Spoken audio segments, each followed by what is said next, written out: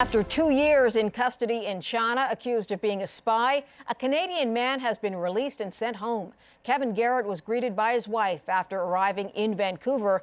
A Chinese court had ordered him deported on Monday.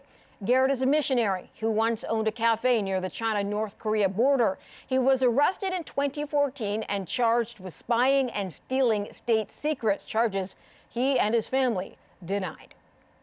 For more of the story, let's bring in Neve, Secretary General for Amnesty International Canada. He joins us now from Ottawa. Thanks for joining us tonight, Alex. Kevin Garratt, detained for 2 years, not a lot of information forthcoming in those 2 years, and now all of a sudden he's out. Can we take a guess as to what the process was in the meantime?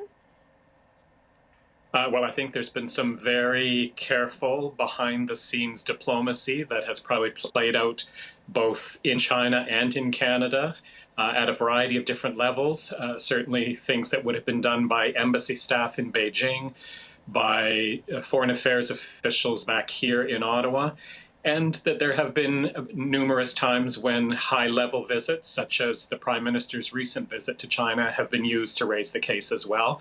And that in the end, fortunately for Mr. Garratt and his family, it's all paid off. These are, as you say, difficult conversations. There's a very fine balance when you're trying to have these discussions, especially with the Chinese. What goes into that discussion? Well, I think every case tends to be a bit different depending on the background of the person who's being held and the political context.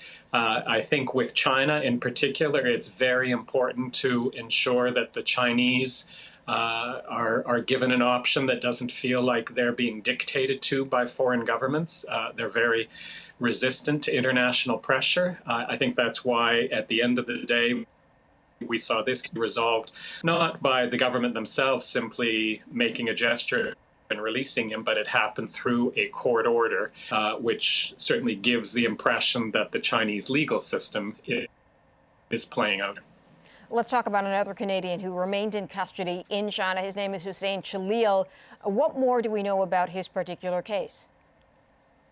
Well, certainly his case is very much on my mind with the news of Mr. Garratt's release, and it's one of these instances where you hope that this very positive development in one case can have some reverberation for another. Hussein Chalil has been imprisoned in China for a full decade now. He's a Canadian citizen from the Burlington area in Ontario.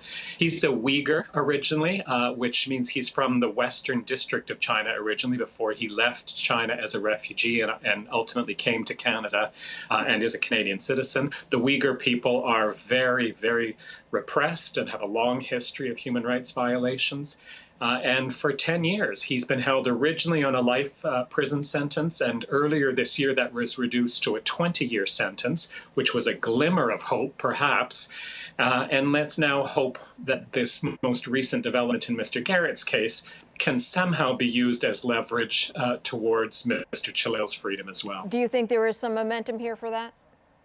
We know nothing about what is happening behind the scenes with Mr. Chalil's case, other than the fact that earlier this year there was that surprise decision by the Chinese to reduce his sentence to 20 years. There's been no sign of any movement at all from the Chinese with respect to Mr. Chalil's case in many years.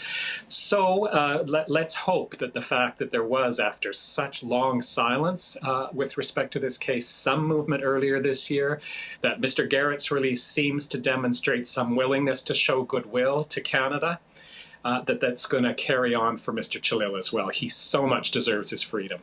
Alex, Neve, sir, thanks for joining us. Thank you.